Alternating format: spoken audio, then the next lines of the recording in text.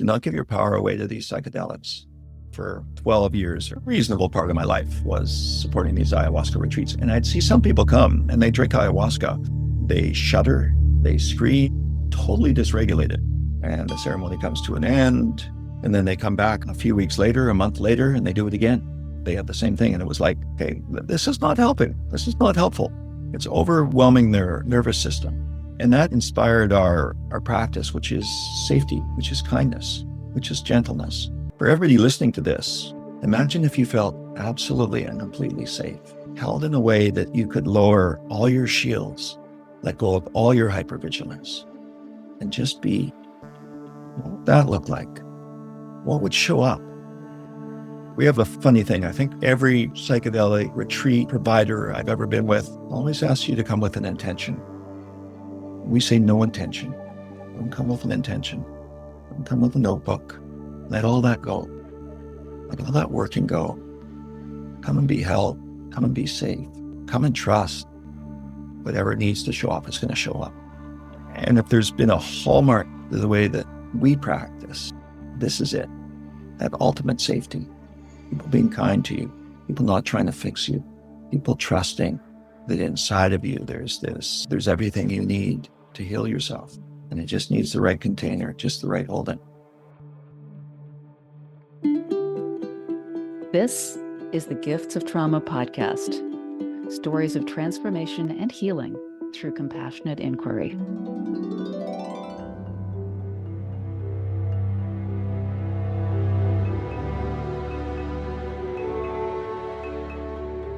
So welcome to another edition of the Gifts of Trauma podcast from Compassionate Inquiry, or Inquiry as my Canadian and American friends like to say.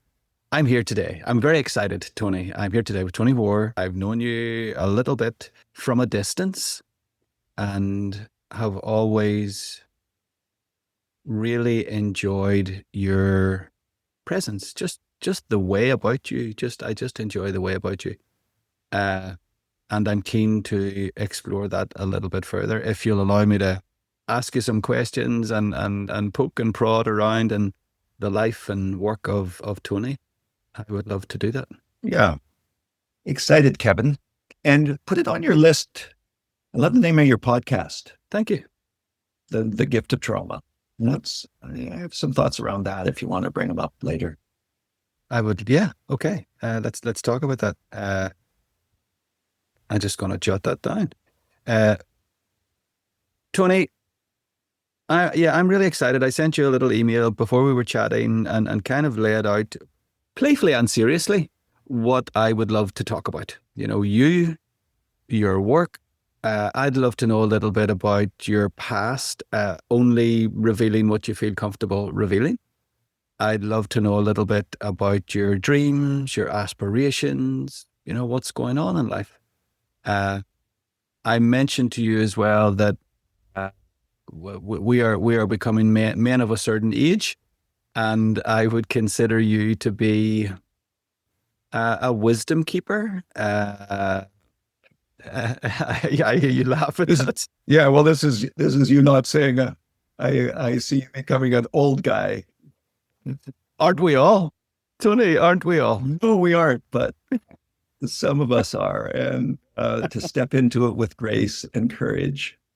My mom had a great saying: "Growing old is not for the faint of heart." You know, it takes courage. And Tony, what I like to do at the start of a podcast, I could read. You sent me a bio, and I could read it verbatim, and people would get very bored quickly of my voice. I would love you to take a moment, as many moments as you like, and let us know who you are in this moment, in this version of your life. Who are you? Well, what a big, beautiful opening. I was thinking about it. I went for a run this morning. I was thinking about this life I've had. It makes me laugh, makes me giggle, because it's gone through so many iterations to bring me here. I just turned 70 in early July. I'm married to a 42-year-old guy, ER nurse, Dan, kind of the love of my life. My life has taken such twists and turns. You know, back when I was a kid, I imagined I'd have a a wife and a career and a bunch of kids. I'd live a life pretty much like I grew up in, It was kind of my vision for myself. And maybe we'll get right into the gift of trauma. Thank you. You've set a question up. You just mentioned the life that I grew up in, and I think you're maybe going to go there. Well, tell us a little bit about the life you grew up in. I had, by all measures, a wonderful life. I had parents who stayed together. We didn't suffer. We were middle class. Yet I was this young gay kid. I sort of knew I was gay by the time I was 8 years old. There was such a knowing of that. And that would have been in the 60s, right? Being queer was illegal, like illegal. And so no parents, that would be an unfathomable thing. But that had a whole imprint of me growing up. Even at age 8, there was, this thing that was wrong. And then there was some sexual trauma as well. And the way that showed up was my mom catching me with a boy, and then she didn't know what to do with it. And so she didn't speak to me for a couple of days. And it was then that I decided I could have my sexuality, or I could have my mother's love. And that sort of overlaid things for the next few decades. I clearly went with my mom's love. And then I had a fairly happy life. Yeah, this was just one part of it. It was a hidden part that I had to keep hidden. I went through school and some other stuff there, but then I went on to university and I had a bunch of jobs, and I found adventure. I really touched into the safety and excitement, the camaraderie, the beauty and the presence of doing adventuresome things, mountaineering or climbing or hiking or being on the water in a kayak or sailboat. And all these things bring me right back to the present moment. So I've gone through lots of stuff, and I've acted very unconsciously throughout my life as well because of this sort of sexual part. But the outdoors, the beauty of that was a steady thing that was there throughout my life. Very grateful for that. And then my unconsciousness showed up a lot. I had a lot of different girlfriends. And, you can imagine that I presented very well. I was a pretty sane person, didn't have any real addictions, but I had this peace underlying everything. So when I got too close, then I would split up, causing a lot of suffering, tremendous amount of suffering. And that just played out again and again, again. And then it got too intense. And it's like that Almaas quote, all the difficult things are pricking you in the side or making you suffer greatly if you don't look deeply into yourself, if you don't connect completely with yourself. And that happened just into my 50s. And there are a couple things ways that showed up. One was I got involved in ayahuasca. So drinking ayahuasca, there's a sense of presence of self. And there's an aliveness that comes out. And there's nights of very deep suffering as well, as you look at all the painful things in your life, all the ways that unconsciousness played out, how it affected people, how it affected you. But there was also an aliveness and a zeal. But anyway, involved in this ayahuasca practice, a guy named Gabor Mate came in and sat with us back in, forget what year, 2007, 2008. I remember helping him set up his mat. That was one of the first times that he participated. And he liked the guy that led our ceremonies. And after he got to know us, he proposed doing these retreats. So it would be him bringing a very early version of Compassionate Inquiry into a talking session during the day, and then leading people into ayahuasca, having my group lead people in ayahuasca in the evenings. And he did that because, by then he had spent 10 years working in the downtown East Side, and he had spent remarkable amounts of time with people who were really suffering. And everyone has heard that story, the people of the downtown East Side. And he worked with them enough that they could tell their story backwards and forwards. He worked with them enough that he really took them to a compassionate place of knowing why this was presented, why their lives were presenting the way it was. But he didn't see the change that he was hoping for. It was like, what is missing? And I think that's why he started, and that was his first interest in exploring ayahuasca. Anyway, getting back to me early on in those retreats, I was invited to come and support. And I think they had done a couple of retreats before I got my invitation. It was up in Nelson. I didn't know him, but he took sort of one look at me and he sussed me up. And he said, okay, Tony, you can be the support person, but you're also a participant. You have to participate fully in this retreat. I was like, okay. At one point, I told my story. I put it into words. And I remember the shaking in my body, the pounding in my heart. It was overwhelming to be in the front of a group of people and speak my truth. Tony, was this the first time you'd done that? Was this the first time you'd sat in front of a group of people and spoken your truth? Wow. Early 50s? Yeah, early 50s, incredible, eh? Wow. Yeah, it must have been 2009, something like that. And then I think I sat in on 16 or 17 of his retreats, quite a few. Sometimes we did a couple a year, 3 a year, something like that.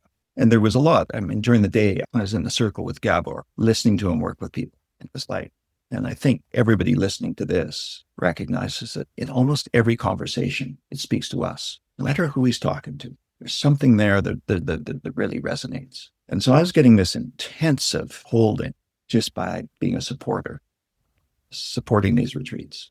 I really felt connected to people with remarkably different stories. And I think the point of connection is the loss of connection within. That's what we all share in common. And we are kind of a tribe. The gift of trauma, besides this tribe, is if I had had a more normal life, if I didn't have this sort of gay thing, this current that caused me such grief, such anxiety, and such decades of painful disconnection from myself, it could be there in a lesser extent through a lesser trauma, and I'd never get to it. And I saw that kind of through the people in my greater family, and there's kind of a collective group on consciousness around family, because family is such a strong, we want to belong so badly, willing to give up parts of ourselves. As Gabor speaks of, you have that choice. Do you want to be yourself, or do you want to be loved and accepted in your family? Because this part of me was so wanting this inner connection to own myself and who I was. That's what gave me the strength to step into that and not give up myself just to belong among my group of friends and my family, society, all of it. But it sure took a long time. And then things changed so quickly. So where do you want to go from here, Kevin? Thank you, Tony. I was conscious that you were talking and I was very willing to listen. And what I'd love to do is give just what you've shared just a little moment. Thank you for sharing it. I would like to honor that. Because I guess for you now, I mean, it seems now that you're very comfortable with telling this story. You know, but I'm thinking I like to say I'm close to 50 on the other side, actually on the upper side of 50, but close to 50 is still a truth. But I've just turned 50 and I'm thinking of myself as you tell that story and thinking, shit. So if I had to do that now at my age, with all the social structures that are built around me and the family structures and the friend structures and all of that and how I built my life, if I had to do that now, that would be a big deal for me, you know, and I just really honor that you've done that. And where I'd like to go, Tony, is before we started recording the podcast, we were having a brief conversation and you were talking about this theme that has run through your life. And as I talk to you, and again, it's probably the reason that I like to do so, you know, I'm listening to you talk and I hear you use word like connection. You've used the word grace. You've used the word love. You know, you've used the word tribe. You've used the word self. You've used the word connecting to self. And I love your prose and your language. It is of a spiritual nature, which really tickles me. I really like that. That's where I like to be. Talk to me about that. So my guess is, and please correct me, that this spiritual understanding that you have, and I'd love you to talk a little bit about the recent trainings that you've done. The word that came up, opening to grace, was a training you've done. You're very invested in Hakomi, and Ron Kurtz's book, Consciousness and Healing, is a Bible to me. I love it. You obviously know Gabor and you've done the Compassionate Inquiry training, but I'm guessing that all of those things are in the latter part of your life. But you talked about this theme of love and connecting to people, how people make you feel, how you make people feel. Talk to me a little bit about why is that present for Tony? What is that? And why is it running through your life? Well, you take it right to the heart of it, Ken. No point messing around, Tony. No point messing around. No point messing around. So I've been involved in psychedelics. Mm-hmm. I'm going to take this a little bit of a different direction. Sure. I've involved in psychedelics through the ayahuasca, the beginning, and that was 600, 700, 800 ceremonies there, participating and supporting, and then a lot of other psychedelic work as well. But where I want to get to is recently I began exploring the use of ketamine. I'd stayed away from it for so long because it's a horse tranquilizer. My husband, Ben, gives it in the ER department pretty much every day. And so it was like, no, I want something, ayahuasca's got the indigenous roots and the traditions and the spirituality. And by the way, spirituality is something that I felt has been so elusive. People talk about it. I have no idea what they mean. I've never been a spiritual person. Any mention of religion or spirit is something that's like, okay, I don't get what you mean. And through my psychedelic use, through my work with people, and I've had experiences that could be nothing other than a spiritual experience. But I've come to it kind of kicking and screaming, come to it quite reluctantly. And then as I got into it more and more, then I was like, oh, maybe I can honor this. Maybe that's the work that my psychedelic work will take me closer towards. But in any case, a friend suggested a ketamine session. And I went in and it was my first time, and it was a nurse practitioner who was providing it. It was a very safe environment, just three of us. The friend that invited me was doing a large dose via injection, and I decided to do the same. What I found was, after it came on, it's a dissociative, as most of you know, but I found myself on this foreign planet, and there were two moons hanging in the sky. There was a vast yellow plain that stretched out for as far as I could see, and just endlessly, like a gigantic planet. And then there was a red hillside, like a Mars red colored hillside. And I was sitting on that hillside, and there was no memory of my siblings, my parents, then compassionate inquiry, of my work, outdoor adventures. Absolutely. It was just gone. And that's, I guess, the dissociative part of it. And I had no idea how I got there. I was utterly alone in this vast place, and I was content. There was no panic. There was a momentary wonder. Oh, wonder what happens next. But I quickly let that go. And there was a profound sense of connection to Tony. That Tony was showing up in such deep connection. And that went on for quite a while during the experience. It's about a 45-minute, hour-long experience. And after I came back into life, that's what stayed with me. And it was very profound because I just felt close to myself. And then I've done it, I don't know, half a dozen times since then. And it's built on this theme. And the next sessions were all about love and feeling this deep connection to me. In subsequent session, just doing it on our own now, because Ben and I are very experienced and we do this kind of work. So Ben and I would be there, and each in our own space, and doing it together. And the love that I felt for him transcended our actual romantic relationship. There was kind of an eternal quality to it, a knowing that this would transcend my life on this planet.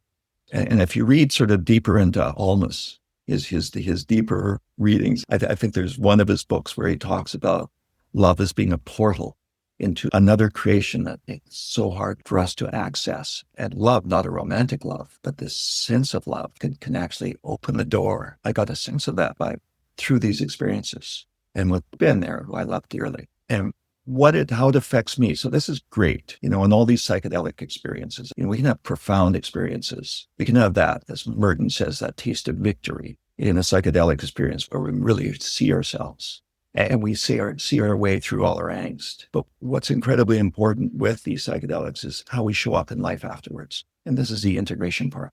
That is where the rubber hits the road. Otherwise, we can use those substances, that beautiful altered state, just as a bypass. Mm-hmm. And Tony, maybe we might add a little caveat here that many people do. Yeah. They do it with psychedelics. Mm-hmm. They do it with compassionate inquiry. Mm-hmm. Spirituality, Hakomi with spiritual expressions of all types. meditation. Yeah, exactly. All these different practices. So for me, what's shown up is a sense of ease, a greater sense of ease in life now. With this deep connection to self, it's almost like I went back into that great scene in The Matrix, red pill, blue pill.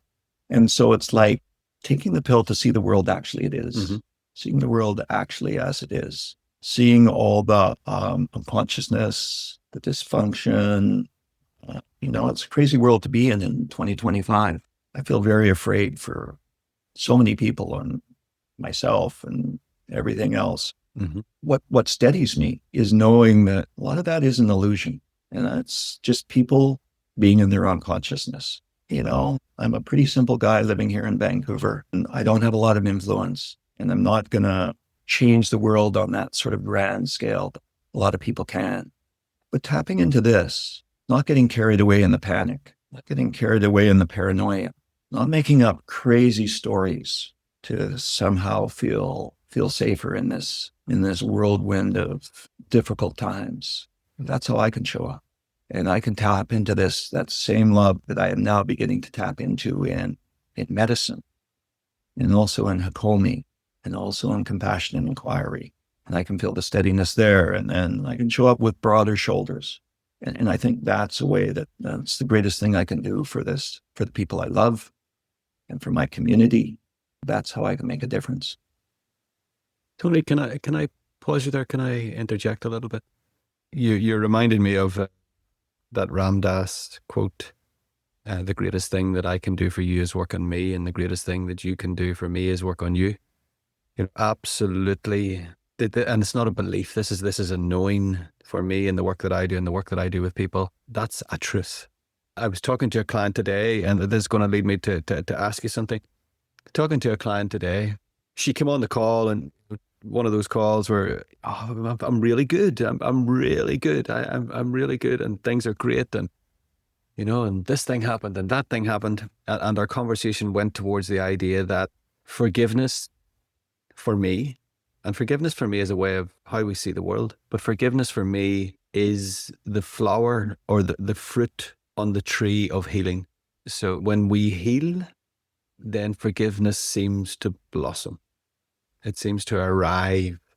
And that forgiveness then for me it kind of changes the glasses that I wear. It just changes how I see the world, And I was reflecting that back to her. She's done a lot of work. She's working really hard on herself and doing a lot of good stuff. And now she's noticing this forgiveness arriving in her life. And I'm like, yeah, well, forgiveness is the symptom of healing. It's the Brucey bonus. It's the freebie. It's the freebie that comes with healing. Yeah, it strikes me, you can also throw happiness in there. Absolutely. Yeah. Like it's really hard to pursue happiness. It takes you into really crazy places. And I've been there. Yeah. And maybe forgiveness as well. I have to forgive. But you're right. The poetic way you put it, it's the blossom on the tree of healing. It's something that naturally arises. Yeah. And what I want to ask you, referring back to that, given that you're close to 70, that's also a truth, and tapping into your wisdom. So if forgiveness, if happiness, if you're settling into yourself, if your own spirituality through medicine and different practices, what I want to ask you then is, for people listening, tell me a little bit more about what is healing from your point of view? How do you help people do that? What sort of healing do people find themselves getting when they come to you? We started with sort of my work with Hakomi and why I'm so drawn to it. Compassionate Inquiry and Hakomi are such good friends. They really are. I have a wonderful teacher here in Vancouver, Georgia Marvin. I've been working with her for 5 years or so. The words, her sentiment on that is, we don't have to work. We don't have to work for this. To be in the present moment, to let things naturally arise, to treat everything with kindness, to realize that all the ways that we show up are there for a reason. They're not random, and we're not broken. Each of them need an expression. And it's very much in line with Gabor's view of addiction. And as I work with people with addictions, It's spending a lot of time having them appreciate what that addiction does, the great relief that it provides. And it's the same thing with all the kind of the crazy stories in our head. As part of my ayahuasca practice, I do these dietas, plant dietas. So you go down to the jungle, you're given the hut, and you sit by yourself in the hut, and you drink ayahuasca occasionally, and you learn about the master plant, and you sit with yourself very quietly, fast, and with no distractions. And what came out of that was to sit quietly enough when a sensation arises, when a feeling arises, the great courage that it takes to actually be with that. Sometimes that is the most difficult thing in the world. It is such overpowering experience. And what I've noticed when I've gotten close to that is almost instantly a story comes in. A story, some little drama about myself, maybe even directly related to the intensity that I'm feeling. It distracts me. Now I have something I can put my mind on. And as soon as I'm starting to use my mind to figure it out or to explore this more deeply or to justify this feeling inside, I've lost connection with the feeling. And therefore, I've lost connection with my healing. But the same thing with these stories. They needed to be treated in the same way an addiction is, with a lot of kindness and tenderness and a lot of present moment awareness. So can I pop a little question in there as well? And if I can't, please just bat the interruption away. Feel free to do that. Because I'm loving what you're saying. And I'm also thinking of, so for most people, the people that we work with, ourselves included, there is that feeling, that discomfort or that story, that little mind discomfort. And quite often, more often than not, that pushes people to move. So we're not all sitting in a little space by ourselves. So that pushes people to move to the fridge for a beer or a glass of wine, or to the cookie cupboard, or to the television, or it pushes people to move somewhere else, to get away, to our cell phone, to online, to pornography, whatever it might be. And I think it's Almaas as well that says we don't notice the hole, we don't notice the deficiency, we just see the behavior that the deficiency creates. So we notice the movement to the thing, whatever the thing is. And I would love to hear from you as to how we might help or instruct or advise is a clunky word, just give some instruction around people who are new to this, who haven't done dozens and dozens of ceremonies and have this experience. They're noticing this pull towards the cookie jar or the needle or the wine glass or the beer, whatever it is.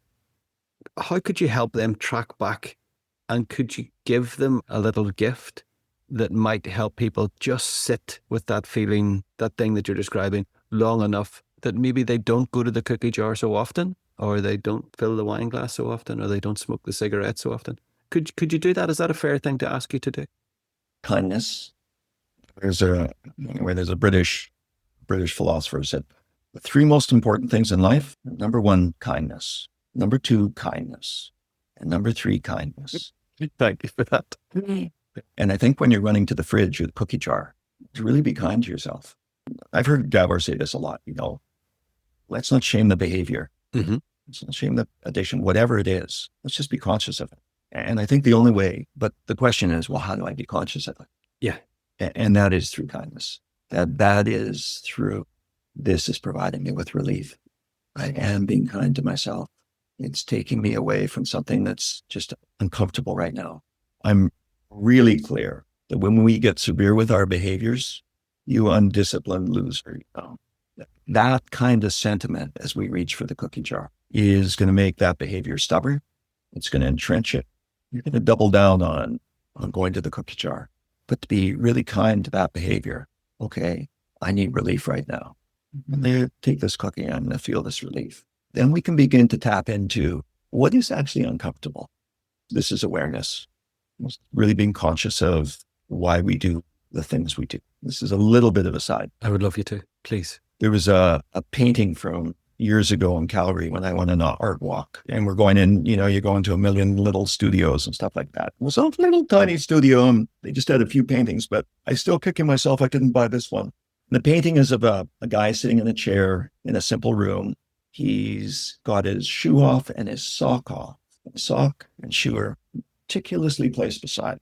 And in his hands are a rifle, and his pant leg has been rolled up. He is looking down the sight of the rifle, aiming directly at his foot. That still sticks with me in my life about the very, very careful, meticulous way I shoot myself in the foot. That painting points to all the ways that we look to have something outside distract us from what's going on. I want to talk a little bit about Hakomi and why. Actually, Hakomi and our medicine practice. So when people come to us for medicine work, in the intro part, I tell them, profound same things can happen when you have a medicine experience. Do not give your power away to these psychedelics. Don't give it away to Ben and myself. What happens here? The great relief or the great clarity about how you're shooting yourself in your foot. All of that comes from you. But in our regular waking life, our personality, our ego, our default mode network, it's really hard to have that clarity, to really see ourselves. I really feel that a lot of psychedelic assisted therapy is the benefit of it is the altered state. There's nothing that, magic that happens in that. It is the altered state that we're after. In my Hakomi practice, with skilled people, I felt the same altered space that I do on medicine. And in this altered state, we really see ourselves, we really get ourselves. That clarity, that diving through all the personality stuff is what can affect change. And it comes from, for those people listening that don't know about Hakomi, it's a very simple practice. It means sitting with someone that you really feel has your back. Very much the same way it happens in compassionate inquiry. There has to be this attunement. And so a lot of time can be spent on that. And that's done through therapists contacting the person, contacting whatever's going on. And at some point, with close observation of the words, how the person holds himself, their mannerisms, that you begin to bring present moment awareness through experimentation to your client. The idea with psychedelic medicine, I believe with compassionate inquiry, and with Hakomi is that we have everything we need within us to heal. And we just need the right container for that wisdom, that essence to show up and to kind of transcend all the angst, all the difficult things in our lives. I have sitting beside me here somewhere, Tony, excuse me, while I do a Gabor Mate impression, and I have, it's not going to appear for me, Consciousness and Healing by Rob. Others there. And if I can't find it, I will paraphrase it terribly. And he talks about in Hakomi, he talks very seriously that the practitioner is not a healer. You're not doing any healing. And he seems to be very serious at wanting you to know that, the founder of Hakomi, you're not a healer. Get it out of your head that you are a healer. That is not what's happening.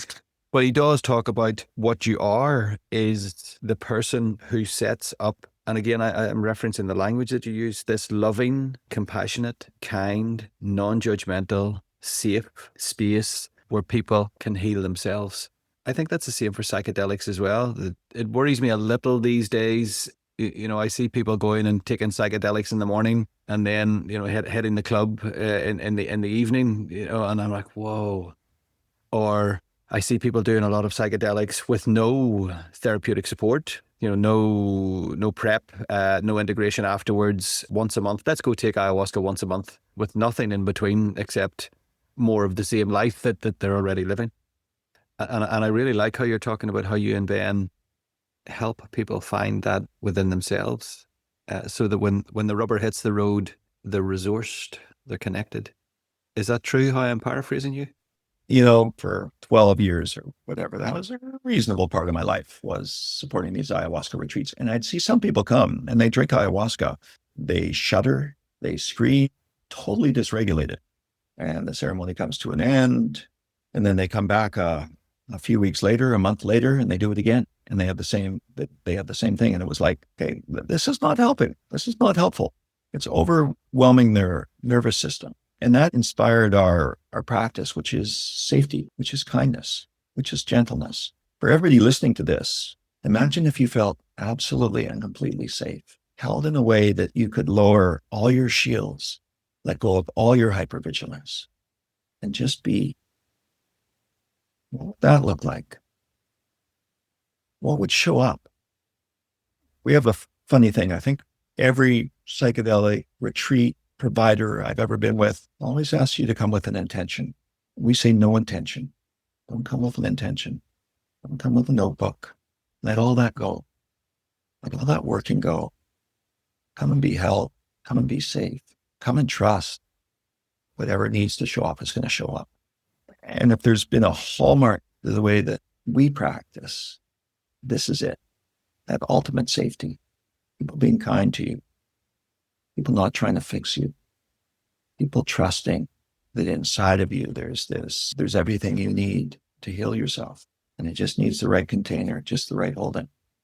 I can imagine that for a lot of people who would come to have that experience, whether they be 20 or 30 or 60 or 80 years of age, see just what you described there. I was just tracking how it was landing in my body, doing a little Hakomi experiment on.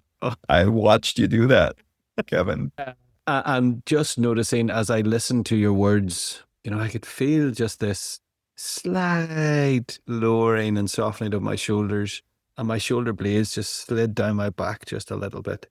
Mm-hmm. And I can imagine that for a lot of people coming to work with you and Ben, that will likely be the first time that they've ever been anywhere where the people that were with them didn't want anything from them, didn't need anything, wasn't pushing anything. There was no directive. There was nothing to achieve, nothing to get, nowhere to go, nothing to prove, no intention, no notebook, safety, acceptance. Am I projecting onto you, or is that true? Would that be how it is for most people? That is the way we want to show up. Yeah.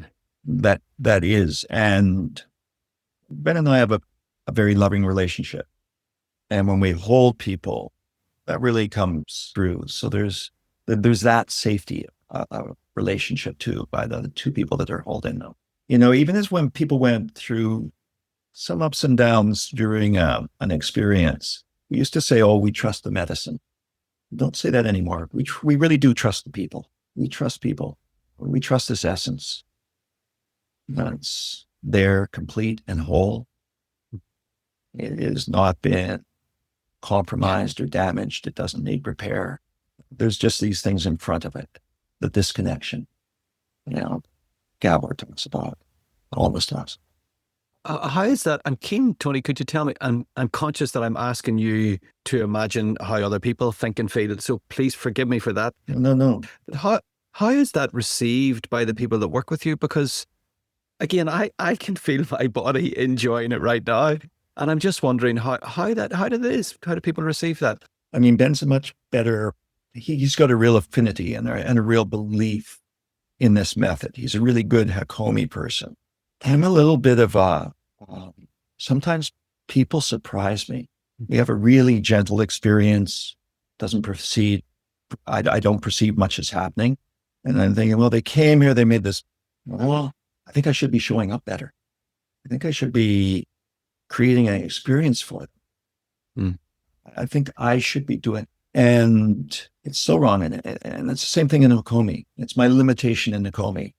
That's why I've been studying it hard for 5 years and I'm still such a learner, is to trust that this experience in itself, people will find profound healing. And we have had people that have done, all the psychedelics, and they've done it a lot.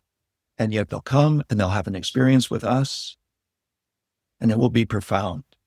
And they will touch into something in a way that they've never touched into it before. And we've also had people that have never touched a substance before. They're in their mid-70s and they'll come and have an equally important experience. And Georgia Marvin, our teacher, who's never touched a psychedelic, but she knows enough about our work, she can take people there as well through the very power of that kind of attunement, creating that kind of safety, touching into the person's experience in a really soft, gentle, mindful way, and just inviting the person. Once all the defenses are down, all the shields are down, all the hypervigilance is gone, then we can really study ourselves.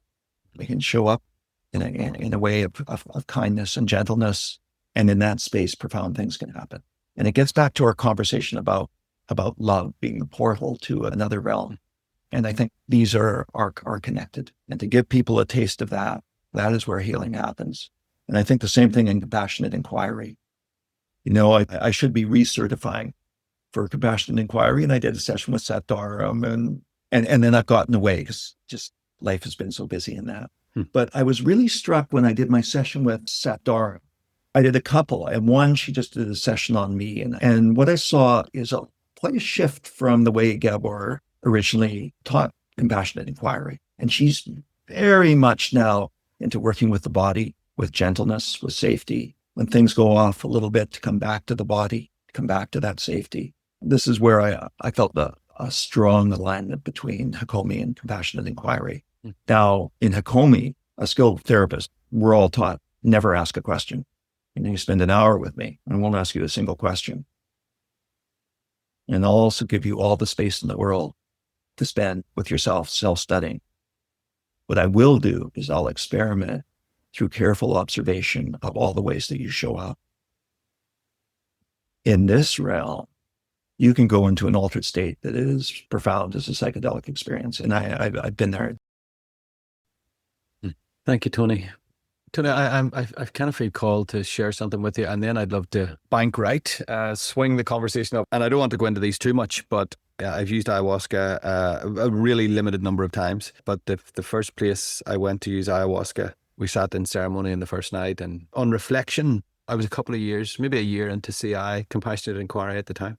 What I could really see was that the person leading this retreat, for me, in my humble opinion, all of those words that you just used, kindness, grace, love, tenderness, compassion, a space, you said the healing's in me, not in her.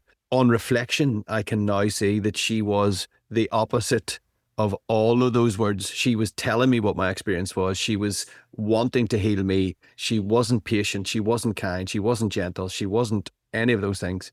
And my body obviously just said, nope, I ain't going anywhere. I'm staying right here. And I want to just mention that around the idea of set and setting. And then with another dear friend of mine, Warren McCaig, who's involved in CI. And I did a little bit of work with Warren in psychedelics. And the experiences I want to just share with you were around using 5-MeO DMT, using Bufo. And such a different experience. Because Warren, like yourself, he's a big, beautiful, kind.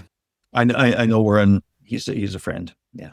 Yeah. Big, beautiful, kind, Canadian, gentle, funny, non-judgmental, compassionate guy, And I had the most profound experiences using Bufo with Warren. I kind of describe it as all the books I've ever read, from the Bhagavad Gita right down to The Power of Now and Gabor's work and Ron Kurtz's work, and all of the spiritual texts and Advaita Vedanta and Buddhism that I read on the back of my bookshelf. It was like all of those books were given to me in a 20-minute experience, not a knowledge and experience. But I can remember the second time, and this is what I want to share with you before we move, and maybe get your thoughts on it. The second time I used Bufo, I had a really, really deep and beautiful experience. But just on the landing, let's call it the towards the tail end of the experience, I was crying my heart out. And the reason I was crying was, all I could say was, why are you all hurting yourselves? Why are you doing that to yourselves? Please stop hurting yourselves. And I had a real open heart for the suffering of humanity. And at the same time, recognizing that most of it was self-inflicted, not self-blamed. I don't mean that, but caused by our lack of connection to ourselves. We're taking a brief pause to share what's on offer in the Compassionate Inquiry community. Stay with us. We'll be right back. If you've been listening to our podcast and are curious about the Compassionate Inquiry approach, developed by Dr. Gabor Mate and Sataram Kaur, consider joining the professional training program. It's open to all healing professionals, including naturopaths, physicians, body workers, coaches, and therapists. In addition to learning how to use compassion to support your clients in their most vulnerable moments with greater empathy and authenticity, you'll also deepen your own internal process. If you're interested, look for the link in the show notes. And I cried and I cried and I cried that why, please stop hurting yourselves. Yeah, those two stories came to mind. I just wanted to share them with you. Can I ask, have you anything to say about them? And you don't have to before we move on. Lots. Yeah, okay. So first of all, your ayahuasca experience, Kevin, I mean, you're barely into CI, but there's a guy who loves himself. There's a guy that knows himself. And your awareness, the container wasn't right. Your wisdom, it's a strength. It's a guy who knows himself and likes himself. So a lot in terms of medicine, especially in the beginning, those hundreds of ceremonies that I supported, I'd always drink ayahuasca. After a while, I got pretty good at it, where I could be helping this person and going to that person, and then the room would get quiet, and I'd go and I'd lie on my mat, go down, just lie on my mat, and ayahuasca would open remarkably. The plants would come. I would be in this profound state, and then I hear someone, help, and I'd get up off my mat, and I'd go over and I'd provide whatever support was needed, or take them to the bathroom. And then I could come back to my mat and go right back into the experience. And that is the power of our mind, as you did. This is not safe. I'm not opening up. And it brings us right back to the setting, the Hakomi experience, the compassionate inquiry experience. We have to feel safe and held. We have to lower our defenses, our hypervigilance, for really any true healing to happen. So that's the first comment. 5-MeO-DMT. It's a beautiful substance. The reason is LSD and mushrooms, ayahuasca, we have visions, we have stories. Some people go on there with the star people, or they're visiting something and they have all these stories to tell you afterwards. 5-MeO is your no-nonsense psychedelic. It is purely kind of with self, and to see yourself without all the stories. And for me, and I have a beautiful journey on it, I see the path that I was meant to walk on this earth. And it's very clear about the things that I do to support that path. And it's very clear about the ways that I shoot myself in the foot, just like the guy in that painting, with painstakingly precision. Not a lot of judgment there, just observation. I also see the cost, of all that soothing that I go after, whether it's behavioral or substance or whatever. Yes, I can be grateful for it. Yes, I can be kind to it. And it costs me. And it really costs me. And to have that kind of present moment awareness during a 5-MeO experience comes out with just so much more clarity and a caution. So 5-MeO, it's not even scheduled in Canada. So it has legal status in Canada. It's also requires such respect. I would agree. The beautiful thing it comes on after 10 minutes and you use such tiny amounts. And so you can titrate in people beautifully to a sweet spot. If you're a little aggressive, or you have a little bit of ego, or you want to take someone deep, it can be very overwhelming. And it needs to be exercised with such restraint, with such respect, and never sort of, just a lot of respect is required, because people can go to a very, very deep place that can cause harm. Thank you for acknowledging that, Tony. Yeah, just a caution there. Yeah. Yeah, I just wrote down caveat of safety. Yeah. Is the little scribble that I wrote on my page. And the reason I wanted to tell those stories, Tony, is because, and I'm very conscious of your time, the reason I wanted to tell those stories is because we are speaking about your work and the beautiful work you do and the beautiful experiences people have because of who you and Ben are. And I just really want to emphasize to people, if this is the type of healing, and there are many others, you talked about Hakomi. I've had those deep experiences through psychedelics and through meditation, and I've had them through spending time in nature. So if this is the type of healing that people would like to pursue, to be very, very gentle and kind and clever and do the research and find out who they're working with and talk to people who have also worked with them, et cetera, et cetera, et cetera. I just wanted to offer that. Tony, I'm conscious over time. What's the future hold? What's light in your light? Yes, 70. What up? It's kind of a watershed, isn't it? It's a real funny thing. Before I met Ben, I was traumatized about telling anyone my age. Mm-hmm. I was traumatized about my birthdays. I didn't want anyone to know how I was growing older and the change that could come over us with love, with being in relationship. Mm-hmm. And as soon as I met him, that disappeared like that. But anyway, so here we are at 70. I have a practice, therapeutic practice, and we have our medicine practice. And I do want to shift things up. Ben just started at UBC. He's taking a 2-year nurse practitioner program. And so that's changing a lot for us, getting sort of more structured as he goes to classes and does all that sort of stuff. And it's also inviting an opening for me. In our medicine work, we've never had a website or we've never had a business card. And it's all on referrals, but it's been way too busy. It takes a lot energetically. So we're really slowing down on that. It's just too much. And when my body feels the best is when I'm in the mountains and hiking and climbing, and I want to keep that up. Gabor swims at least 4 times a week. He'll do his 2 kilometers in the pool. I think for all of us, now beginning in your 50s, that's actually the magic age, how to stay active every day. This is how to grow older gracefully.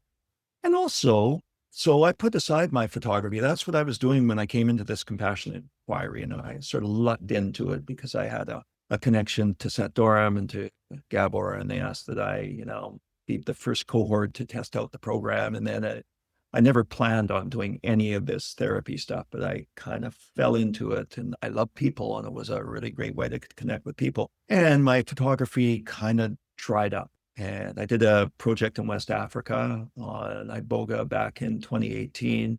So now I've got a friend, the same one who invited me to West Africa to photograph Witi ceremonies, the use of Iboga among people in Gabon and Cameroon primarily. They now have a treatment center, and this is like the kind of the changing world. So they have a treatment center in Tijuana, ibogaine. They're using the synthesis of ibogaine. And it's a big deal. You go into quite a deep experience for a couple of days. And their programs run from, I think it's 7 to 30 days if you have a substance addiction. It's very remarkable for that. And they're having 130 people come through their treatment center each month. And that requires doctors and nurses. And it's a big deal if you have a irregular heart, a QT heart interval. Iboga can be fatal for you. Anyway, he liked the photographs I took, so he's invited me to come down and photograph that. And I find it scary because I'm 10 years away from that. It's dusting off cameras, getting right back into it, lights and the whole bit. So that's going to be a big adventure. And then the other thing I want to do, I want to provide a training for psychedelic therapists in integrating Hakomi. So that's a kind of a passion. It's a vision right now. And I'll tell you in 6 months how I'm doing with that. Luckily, there's this wonderful woman, Georgia Marvin. I've talked about her a couple of times. She just turned 77 yesterday. Her energy is remarkable. Her capacity, she's a born teacher. There's also something else that I'll leave people with. To have someone that believes in you, to have somebody who really sees almost what you don't see is such a powerful force. And that's Georgia for me. She really does believe in me. Part of my trauma is I'm not capable, I'm not enough, I'm not this. And she's steady and kind and loving. She just embodies it. And the somatic effect that has on me is quite remarkable. So she's volunteered to partner with me on this. I hope we'll have an offering in the spring. Well, I call that illumination. When we illuminate, it is amazing what happens when we have someone who will illuminate us, someone who can illuminate you and just say, yeah, you can. I know you think you can't, but you can. That's such a powerful thing as well. And also to be that for other people, I get I'm holding my heart here, a great somatic experience when I illuminate the other. I get from that too. And then I playfully wanted to say that should you need someone to, like just run along behind you with a little cart or anything when you're heading off to go into West Africa, like a little bag or someone to hold something, or if you need that guy, I know a tall, skinny Irishman. That's kind of why I like photography, not like videography. Videography, you need a crew. Photography, you only need a guy running behind you with a little park. Preferably a tall, skinny Irish guy. Okay. I'm just saying, I might happen to know one. Kevin, then you can envision everything. Like what I loved about my photography is I went a lot to Bangladesh. And in Bangladesh, my first time there, in 3 months, I saw one white person from a distance. Like that does not happen anywhere on the planet.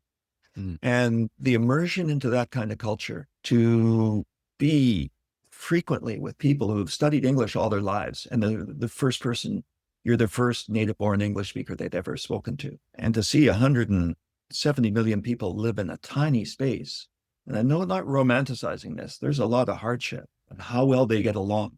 Anyway, I find it's as strong as any medicine, any therapy, any psychedelic. If you love people, there's that kind of travel. So I wanted to start doing some more projects again. I've done a couple of projects here in Canada. I just thought of this talking about it with Ben and a friend a couple of days ago. For young people, there's no ceremony. I was really struck when I went to Gabon and Cameroon in these iboga ceremonies. There's 4-year-olds, 8-year-olds, 12-year-olds, and very cool teenagers, and parents and grandparents and aunts and uncles, all eating iboga, all participating and supporting the person who's going really deep with it. When kids there turn a certain age, then there's special ceremonies for them. There's acknowledgement. And I think this is very comforting to people. And here in North America, I don't see that so much. Sort of the coming of age experience is getting really drunk with your friends, throwing up in the toilet. It kind of makes me sad. And so in this conversation, it was, how about a project documenting the way that certain groups in North America actually create these coming of age experiences for people? So a simple idea, and then you get to run with it. You do a little bit of research, you get an invitation to come in, people that are comfortable, can I photograph this? And just put a few words to it. Bring alive to everybody else a sense of wonder about what's around us all the time. There's so much doom and gloom, but there's also so much beauty. The light in people, I believe in. I do believe, and you mentioned this earlier, if everybody was conscious, if everybody was deeply connected to self, if everybody had that deep connection to themselves, much of the craziness of what we see in the world just wouldn't exist. It wouldn't exist. Yeah. I want to end, I'm not going to read you at all, but you're reminding me, it would be remiss of me if I let a podcast episode slip by without mentioning John O'Donoghue, who's my favourite author, an Irishman. It's not that I hold any bias with the Irish authors or anything, but he talks about ritual. He was talking about how in Celtic traditions, stages of life, I think he says they were always clothed in ritual. And he talks about you would be wise in your own life to recognize the times that needed to be clothed in ritual. And he talks about that ceremony, ritual, that same thing, that we don't do that anymore. And it's really sad that we don't clothe those special times in our life with ritual and community and connection. Yeah, and it saddens me that doesn't happen. I just wanted to hear you and what you're saying there. It was beautiful. And then, if I might ask you a final question, and I wonder if you would take a moment, and if you had the ear of humanity, and if you could whisper a little sentence into the ear of humanity, what would you whisper? Be kind to yourself. You don't have to work at this. There's nothing to do. Be gentle. Be gentle. It would be an encouragement for that. Especially be kind to all the parts of ourselves that we feel with all those core beliefs. I'm too much. I'm not enough. I can't be loved. And that's why this healing work is profound. And compassionate inquiry, using the logic, Hakomi just gets in an altered state, but compassionate inquiry has a wonderful way of bringing compassion to those difficult parts of ourselves. I think kindness, gentleness, softness, to treat ourselves the way we would treat someone we love, and to see them as a really young person. How would we want to take care of them? How would we want to hold them? That's how we need to take care of ourselves. Tony, thank you for your wisdom. I didn't mention the word elder. Yeah, good for you. Thank you for your wisdom keeping and your wisdom sharing. I have thoroughly enjoyed myself. Tony, thank you for coming on the Gifts of Trauma podcast with Compassionate Inquiry. Yeah, I wish you lived next door or down the street. Me too, Tony. Yeah. Me too. Yeah, genuinely, me too. The Gifts of Trauma is a weekly podcast that features personal stories of trauma healing, transformation, and the gifts revealed on the path to authenticity. Listen on Apple, Spotify, all podcast platforms. Rate, review, and share it with your clients, colleagues, and family. Subscribe and you won't miss an episode. Please note, this podcast is for informational purposes only. It is not a substitute for personal therapy or a DIY formula for self-therapy.